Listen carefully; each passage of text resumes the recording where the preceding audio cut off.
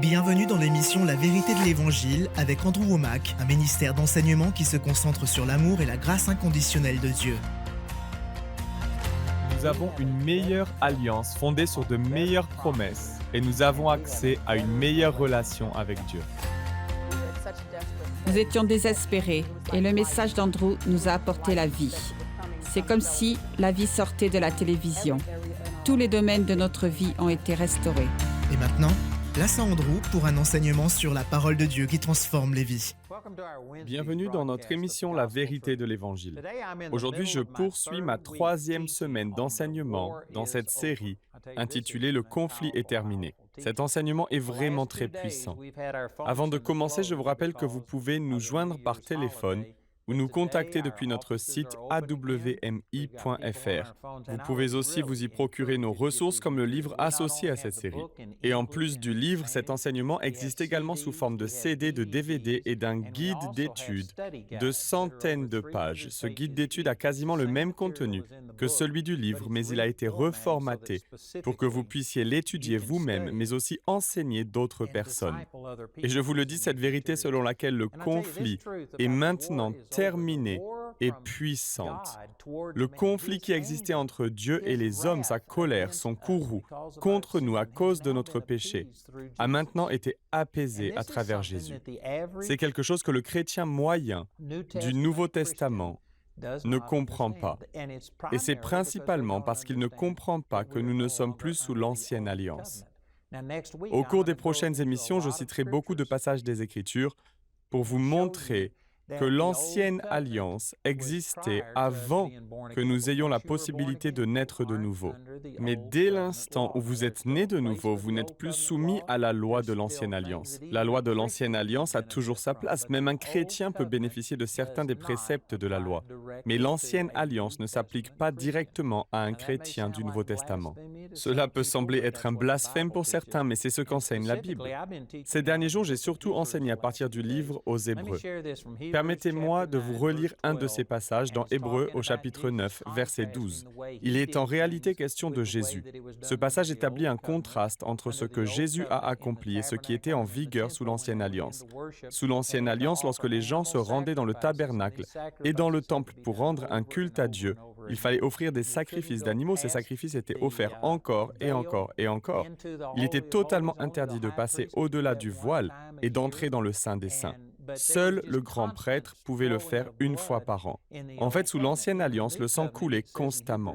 Mais voici ce que nous lisons au sujet de la Nouvelle Alliance. Dans Hébreux 9, 12, il est écrit « Ni par le sang des chèvres et des veaux, mais par son propre sang. Il est entré une seule fois dans le saint lieu, ayant obtenu la rédemption éternelle pour nous. » Vous savez, réfléchissez-y une seconde. Prenez conscience de la portée de ces mots. Ce qui est pourtant clairement écrit ici est très différent de ce que croient la plupart des gens. La plupart des chrétiens pensent qu'ils sont pardonnés uniquement pour tout ce qui est arrivé avant qu'ils ne fassent de Jésus leur Seigneur. Et ensuite, une fois qu'ils sont chrétiens, à chaque fois qu'ils commettent un péché ou à chaque fois qu'ils commettent une erreur, ils perdent leur salut, ou du moins les bénéfices de leur salut. Et ils doivent placer ce péché sous le sang et le confesser. Ils sont encore constamment en train de traiter les conséquences du péché. Mais dans ce passage, nous lisons que Jésus est entré une seule fois et non plusieurs fois. La plupart des gens croient que chaque fois que vous péchez, vous devez confesser ce péché à Jésus et obtenir de sa part qu'il vous pardonne pour ce dernier, qu'il le purifie et qu'il le place sous le sang. Ils pensent que Jésus doit constamment les pardonner de leurs péchés. Cependant, il est dit qu'il est entré une seule fois dans le lieu saint afin d'obtenir pour nous une rédemption éternelle. Cette rédemption est éternelle. Ce terme éternel ne signifie pas jusqu'à la prochaine fois que nous péchons, puis nous perdons notre salut et nous devons naître de nouveau, à nouveau. Non, Jésus a obtenu une rédemption éternelle pour nous. Puis au verset 15, il est dit « Et pour ce motif, il est le médiateur du Nouveau Testament, afin que par le moyen de la mort, pour la rédemption des transgressions qui étaient sous le Premier Testament, ceux qui sont appelés puissent recevoir la promesse du patrimoine éternel. » Là encore, il s'agit d'un concept étranger pour le chrétien moyen qui ne comprend pas ce qu'est un patrimoine ou on pourrait dire un héritage éternel. Les pentecôtistes en particulier croient que chaque fois que vous péchez, vous perdez cet héritage éternel, que vous perdez votre justice vis-à-vis de Dieu et que vous devez tout recommencer à zéro. Ils croient que vous perdez votre salut. Ils disent que vous êtes alors un rétrograde et que vous devez naître de nouveau, que vous devez regagner votre relation avec Dieu. En quelque sorte, ils disent qu'il faut naître de nouveau, à nouveau. Vous êtes né de nouveau lorsque vous avez accepté le Seigneur pour la première fois. Mais ensuite, à chaque fois que vous péchez, vous perdez tout et vous devez naître de nouveau, à nouveau. Imaginez un enfant qui, à chaque fois qu'il fait quelque chose de mal, doit naître de nouveau et reprendre tout à zéro. Je peux vous assurer que les enfants font constamment des bêtises. Si à chaque fois qu'ils font quelque chose de mal, ils doivent tout recommencer à zéro et qu'ils doivent naître de nouveau encore et encore, ils ne parviendront jamais à la maturité. Cela décrit très bien la vie de la plupart des chrétiens. Et c'est parce qu'ils ne comprennent pas que vous ne perdez pas votre justice aux yeux de Dieu à chaque fois que vous péchez. En revanche, vous donnez à Satan un accès à votre vie et oui, il y a des conséquences au péché. Je ne vous encourage pas à pécher. Et si vous êtes vraiment né de nouveau, vous comprendrez cela. Il y a de très nombreux passages des Écritures qui disent que votre nature a été transformée et que vous ne voulez pas pécher. Si vous êtes vraiment né de nouveau, vous avez le désir de vivre pour Dieu. Ce que j'enseigne ne vous rend pas libre pour aller pécher, mais vous rend libre du péché, de la culpabilité et de la condamnation associée au péché. Cela vous permettra de mener une vie plus sainte par accident que vous ne l'avez jamais fait délibérément auparavant. Parce que maintenant, vous avez une relation avec Dieu. Vous n'êtes plus séparé de lui à chaque fois que vous faites quelque chose de mal. C'est puissant. Pourtant, le chrétien moyen ne croit pas à la rédemption éternelle ni à l'héritage éternel. Il croit en une rédemption momentanée jusqu'à la prochaine fois qu'il se plante. Il croit en un héritage momentané qu'il peut ensuite perdre. Il croit qu'il devient alors un rétrograde et qu'il lui sera nécessaire de naître de nouveau, à nouveau, de multiples fois. Ce n'est pas ce que nous enseignent ces versets. Je le répète, ceci établit un contraste entre l'ancienne alliance et la nouvelle alliance. Mais il est triste de constater que la plupart des gens ont une mentalité empreinte de l'ancienne alliance selon laquelle les péchés ne sont pardonnés que jusqu'à la prochaine infraction et ensuite il faut repasser à nouveau par le même rituel. Sachez que lorsque Jésus est mort pour nous, il est mort pour tous nos péchés passés, présents et même les péchés futurs que nous n'avons pas encore commis. Je l'ai dit dans l'émission précédente, mais les gens se demandent comment Dieu peut pardonner un péché qui n'a pas encore été commis. Vous feriez mieux de prier que ce soit le cas, parce qu'il n'est mort pour vos péchés et les miens qu'une seule fois, il y a 2000 ans. S'il ne peut pas nous pardonner les péchés que nous n'avons pas encore commis, alors vous et moi ne pouvons pas naître de nouveau. Oui, Dieu peut pardonner les péchés et oui, il nous a pardonné tous nos péchés passés, présents et même nos péchés futurs. Lisons Hébreux 9, 16 et 17. Il est dit, en effet, là où il y a un testament, il est nécessaire que la mort du testateur soit constatée. Un testament n'entre en vigueur qu'en cas de décès, puisqu'il n'a aucun effet tant que le testateur vit. Nous comprenons très bien qu'un testament n'est pas effectif tant que le testateur est encore en vie. Tant que vous êtes vivant, votre testament n'est pas encore en vigueur. Par exemple, vous pouvez décider de donner tous vos biens à vos enfants, mais tant que vous êtes en vie, ils ne peuvent pas venir chez vous pour vous prendre vos biens, car vous êtes encore vivant. Mais dès que vous mourrez, ce testament entre en vigueur et tous vos biens et votre patrimoine sont transmis à vos enfants. Voilà donc ce dont il est question ici. Il y avait un ancien ou un vieux testament, et Dieu a expliqué la manière dont il allait procéder, et il a dit qu'il devait y avoir une mort pour que ce testament entre en vigueur. Le verset 18 dit « C'est pourquoi même la première alliance a été inaugurée avec du sang. » Je le répète, un testament n'entre pas en vigueur avant la mort du testateur. C'est pourquoi dans l'Ancien Testament, des animaux étaient immolés pour symboliser la mort de Jésus, qui allait permettre à la Nouvelle Alliance, au Nouveau Testament, d'entrer en vigueur. Les versets 19 à 22 disent « Après avoir prononcé devant le peuple entier tous les commandements conformément à la loi, Moïse a pris le sang des jeunes taureaux et des boucs, ainsi que de l'eau de la laine écarlate et de l'hysope, et il a aspergé le livre lui-même et tout le peuple en disant « Voici le sang de l'alliance que Dieu a prescrite pour vous. » Il a aussi aspergé avec le sang le tabernacle et tous les ustensiles du culte. Or, d'après la loi, presque tout est purifié avec du sang, et s'il n'y a pas de sang versé, il n'y a pas de pardon. Le mot pardon pourrait aussi être traduit par rémission. Dans l'Ancienne Alliance, il s'agissait donc d'un testament symbolique ou d'une volonté symbolique, car la personne qui allait réellement rendre effectif ce Nouveau Testament n'était pas encore venue. Ainsi, on sacrifiait des animaux pour symboliser le fait qu'il devait y avoir une mort pour que ce testament entre en vigueur. Sous l'Ancienne Alliance, le sang des animaux était donc symbolique, mais dans le Nouveau Testament, Jésus est l'agneau de Dieu qui enlève le péché du monde. Il a rendu effective sa volonté, c'est-à-dire le Nouveau Testament, en versant son propre sang. Voilà ce dont il est question. Le verset 23 dit « S'il était nécessaire de purifier de cette manière ce qui n'était que l'image des réalités célestes, il fallait que les réalités célestes elles-mêmes soient purifiées par des sacrifices meilleurs encore que cela. » Il fait référence ici au tabernacle et au temple de l'Ancien Testament, à l'autel, au pain de présentation, à l'autel où les prêtres brûlaient l'encens, et à toutes ces choses qui étaient des symboles de tout ce qui est devenu une réalité pour nous aujourd'hui. Nous n'avons plus uniquement des objets, des accessoires et des pratiques symboliques aujourd'hui. C'est également la raison pour laquelle nous n'avons plus de temple. Vous savez, même s'il est vrai que nous les chrétiens avons des églises, la raison pour laquelle nous n'adorons plus dans un temple, c'est parce que nous sommes maintenant devenus le temple du Seigneur. Et désormais, pour nous, tout est devenu une réalité.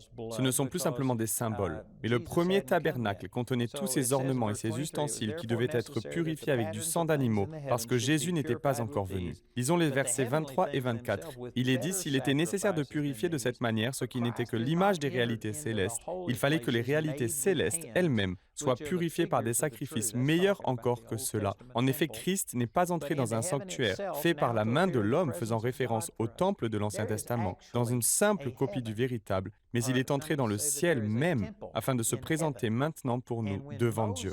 Il existe un temple au ciel. Lorsque Moïse était sur le mont Sinaï pendant 40 jours et 40 nuits, il a vu le temple qui se trouvait au ciel. Et le Seigneur lui a donné des instructions spécifiques pour construire le tabernacle, et ce dernier a été construit selon les instructions qu'il a reçues. Et les Israélites le transportaient partout avec eux. Le Seigneur lui a dit de construire ce tabernacle selon le modèle qu'il avait vu sur le mont Sinaï. Moïse a littéralement vu ce qui existait dans le ciel, et il a vu le temple qui est une réalité et qui existe déjà au ciel. Le tabernacle qu'il a construit et le temple que Salomon a construit par la suite étaient des répliques, des imitations du véritable temple qui existe dans le ciel. Ainsi, le temple et le tabernacle qui ont été érigés ici sur cette terre étaient symboliques.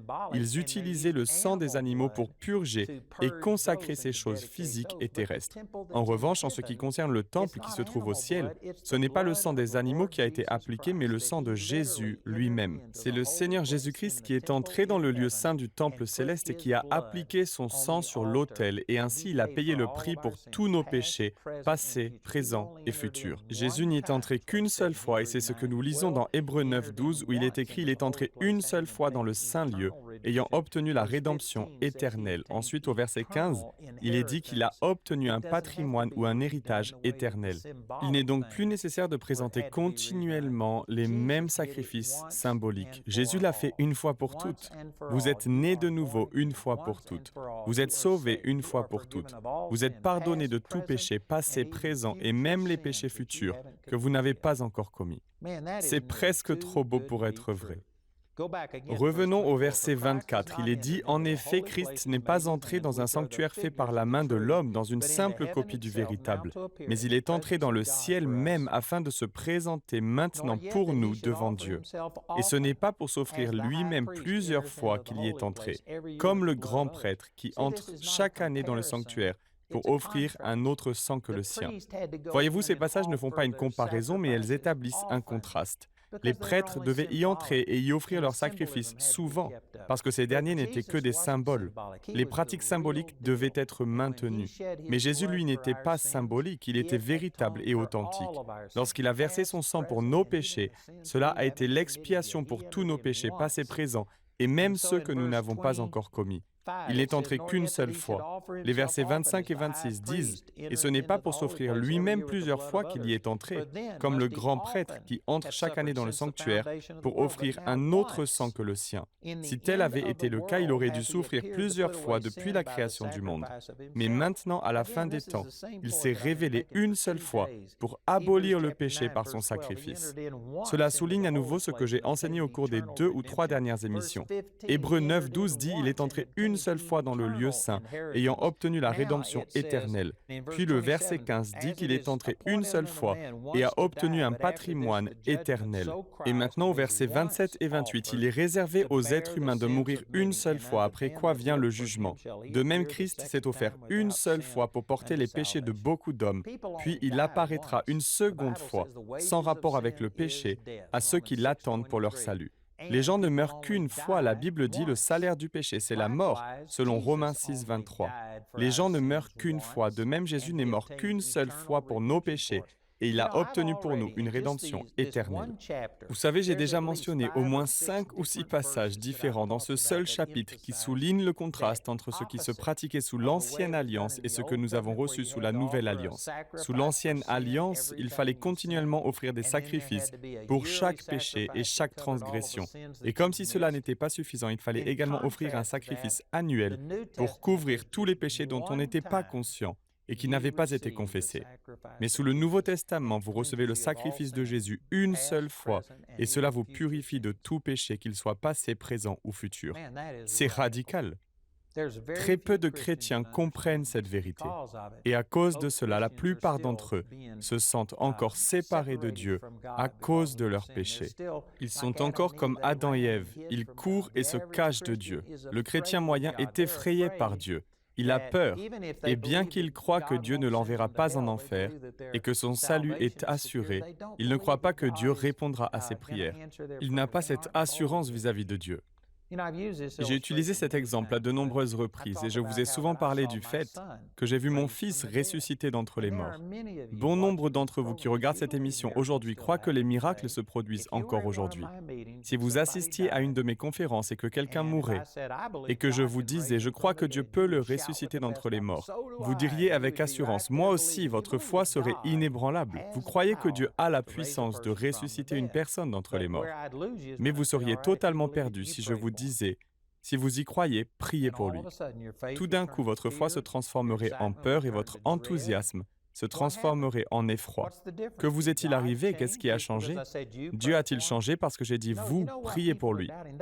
Bien sûr que non. Vous savez d'où viennent ce doute et cette hésitation? Vous ne doutez pas de la capacité de Dieu, mais vous mettez en doute la volonté de Dieu d'utiliser sa capacité en votre faveur parce que vous avez encore la conscience de votre péché. Vous savez que vous n'avez pas tout fait correctement et vous pensez que votre péché vous sépare encore de Dieu. Vous pensez que le conflit est toujours une réalité aujourd'hui. Et c'est ce qui sous-tend cet enseignement. Mon objectif est de vous aider à réaliser que le conflit est bel et bien terminé. Dieu a signé un traité de paix avec vous. Même si vous enfreignez les conditions et les termes de ce traité, il ne sera plus jamais en colère contre vous. La majorité des gens croient que Dieu peut faire quelque chose, mais ils n'ont aucune audace, aucune assurance parce qu'ils savent qu'ils ne sont pas dignes.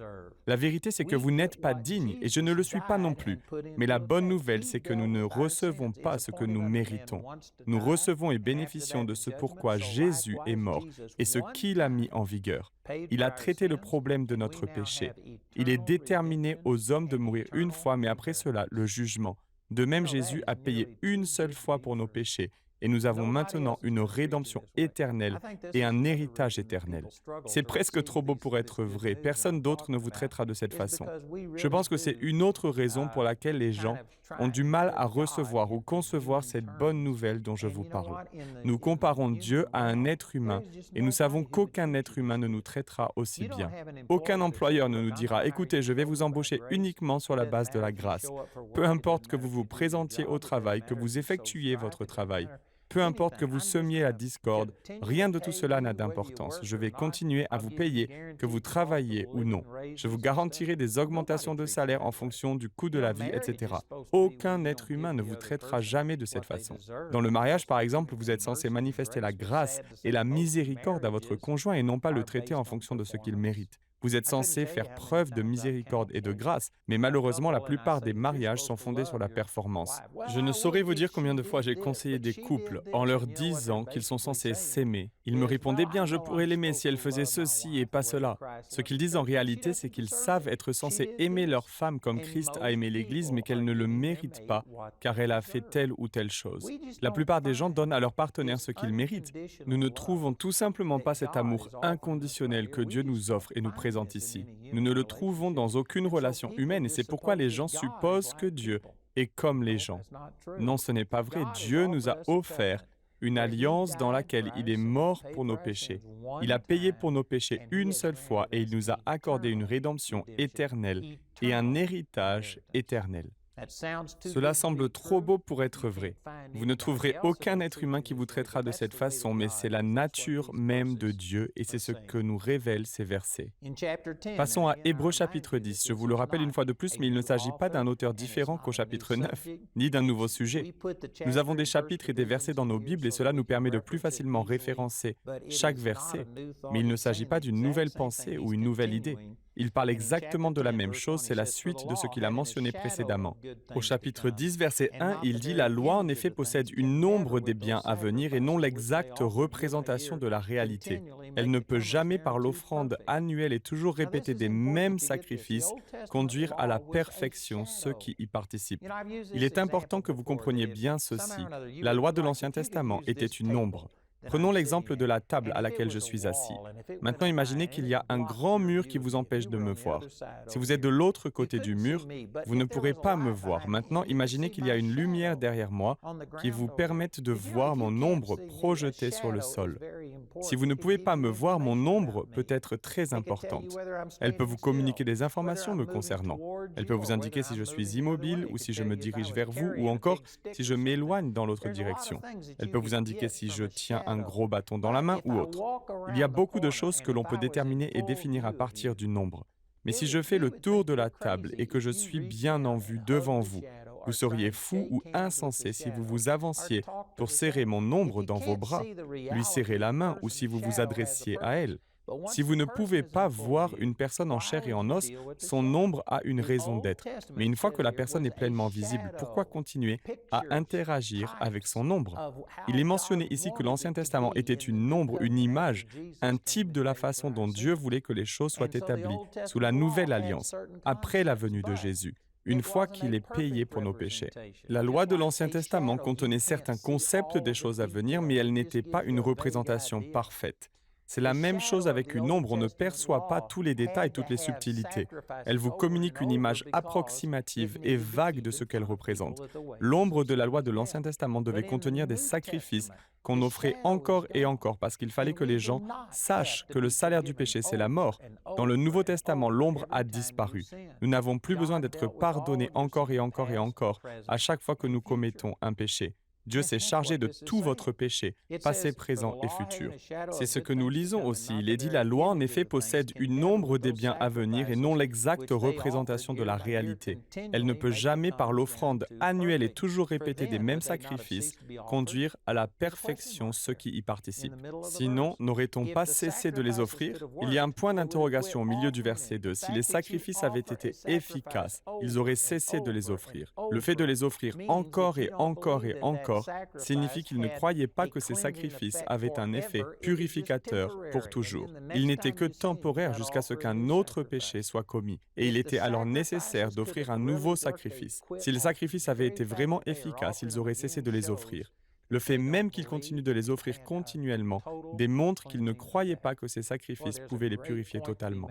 Ce que je dis là est vraiment très important, mais je n'ai plus le temps de développer ce sujet aujourd'hui. Je poursuivrai ce sujet dans la prochaine émission. Permettez-moi de parler de ce livre « Le conflit est terminé ». Il changera votre vie. Je l'ai non seulement en anglais, mais aussi en français ou en espagnol. Cet enseignement existe aussi sous forme de guide d'études et en CD et DVD. N'oubliez pas que vous pouvez nous appeler ou vous rendre sur notre site awmi.fr pour nous contacter ou commander nos ressources. Je vous encourage à vous procurer cet enseignement. Ce sont des choses que vous n'entendrez pas très souvent, mais croyez-moi, cela fera une grande différence dans votre vie. Écoutez notre annonceur, il vous donnera toutes les informations dont vous avez besoin. Et n'hésitez pas à nous appeler ou à nous écrire aujourd'hui.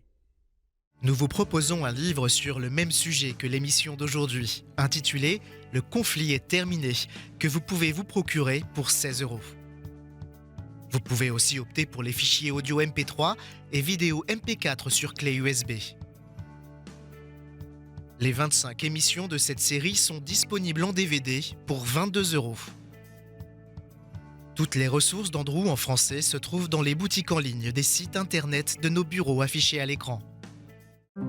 Dites au nom de Jésus, je ne me fie pas à ce que je vois, je me fie à ce que dit la parole de Dieu. Il y a plus que ce domaine physique, il y a également un monde spirituel. Peu importe à quoi ressemble la situation, je sais ce que dit la parole de Dieu. On me disait que ma vie serait faite de douleur et d'isolement, et que je ne devrais même pas espérer la liberté. On me disait que je serais toujours en fauteuil roulant. On me donnait 3 mois à vivre avant une défaillance cardiaque totale. On me disait que je ne serais jamais guérie de la fibromyalgie. J'ai fait des allers-retours aux urgences et j'ai dépensé plus de 300 000 $ pour trouver un remède. Tout cela en vain. J'étais sur le point d'abandonner quand j'ai découvert Andrew Wommack à la télévision. Et Andrew m'a montré pour la première fois que par les meurtrissures de Jésus, j'étais déjà guérie. En quelques semaines, j'ai reçu ma guérison après avoir écouté tous les enseignements qui sont disponibles en ligne. Et aujourd'hui, 10 ans plus tard, je marche toujours dans ma guérison. Et je ne suis pas la seule dans ce cas. J'ai été guérie de la fibromyalgie et des maladies environnementales. J'ai été guérie de la maladie de Lyme. J'ai été guérie d'un lupus et d'une insuffisance cardiaque. C'est grâce à des personnes comme vous qui êtes devenus partenaires du ministère d'Andrew Wommack que nous avons chacun pu retrouver nos vies. Les mots ne sauraient exprimer notre reconnaissance pour votre générosité, mais il y a encore des millions de personnes qui recherchent cette vérité qui libère. Pourriez-vous nous aider à leur transmettre ce message? Vous pouvez atteindre des gens comme moi, qui sont enfermés chez eux et qui ne sont pas conscients de la plénitude de ce que dit l'Évangile, à savoir que nous pouvons être libérés de tout ce que l'ennemi essaie de mettre sur nos vies. Je ne serai plus de ce monde sans ce ministère. Et je vous encourage vraiment à devenir un partenaire aujourd'hui. Pourquoi ne pas devenir partenaire du ministère d'Andrew Wommack? Faites-le dès aujourd'hui. Pour nous aider à conduire plus de personnes vers la liberté, devenez partenaire en visitant notre site web dès aujourd'hui. Retrouvez-nous la prochaine fois pour plus de la parole de Dieu dans la vérité de l'Évangile.